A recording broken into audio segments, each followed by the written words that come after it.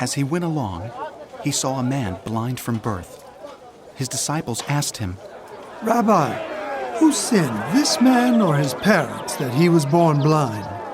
Neither this man nor his parents sinned, said Jesus. but this happened so that the works of God might be displayed in him. As long as it is day, we must do the works of him who sent me. Night is coming, when no one can work. While I am in the world, I am the light of the world. After saying this, he spit on the ground, made some mud with the saliva, and put it on the man's eyes. He told him, Go. Wash in the pool of Siloam. This word means sent. So the man went and washed, and came home seeing. His neighbors and those who had formerly seen him begging asked, Isn't this the same man who used to sit and beg? Some claimed that he was. Others said, No, he only looks like him. But he himself insisted. I am the man. How then were your eyes opened? They asked. He replied, The man they call Jesus made some mud and put it on my eyes.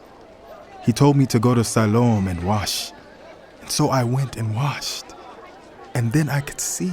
Where is this man? They asked him. I don't know, He said. They brought to the Pharisees the man who had been blind. Now the day on which Jesus had made the mud and opened the man's eyes was a Sabbath.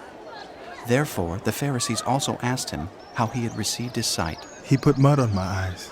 The man replied. And I washed. And now I see. Some of the Pharisees said, This man is not from God, for he does not keep the Sabbath.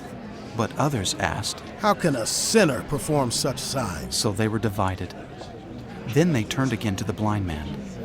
What have you to say about him? It was your eyes he opened. The man replied. He is a prophet. They still did not believe that he had been blind and had received his sight until they sent for the man's parents. Is this your son? They asked. Is this the one you say was born blind? How is it that now he can see? We know he is our son, The parents answered. and we know he was born blind. But how he can see now, or who opened his eyes, we don't know. Ask him. He is of age. He will speak for himself. His parents said this because they were afraid of the Jewish leaders, who already had decided that anyone who acknowledged that Jesus was the Messiah would be put out of the synagogue. That was why his parents said, He is of age, ask him. A second time they summoned the man who had been blind. Give glory to God by telling the truth. They said. We know this man is a sinner. He replied, Whether he is a sinner or not, I don't know. One thing I do know, I was blind, but now I see. Then they asked him, What did he do to you? How did he open your eyes?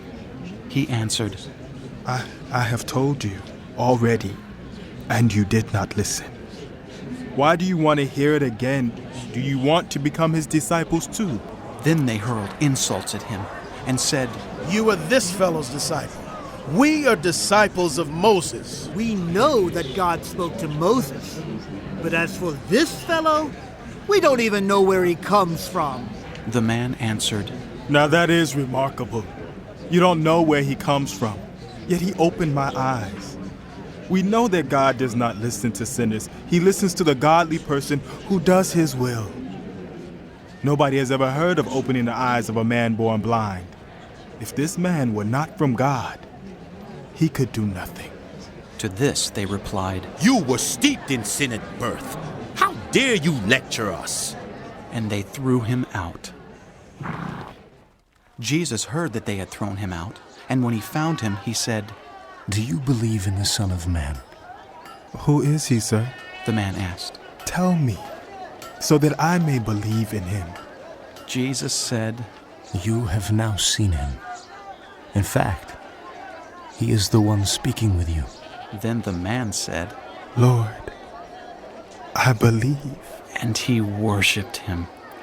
Jesus said, For judgment I have come into this world, so that the blind will see, and those who see will become blind. Some Pharisees who were with him heard him say this, and asked, What? Are we blind too? Jesus said, If you were blind, you would not be guilty of sin. But now that you claim you can see, your guilt remains.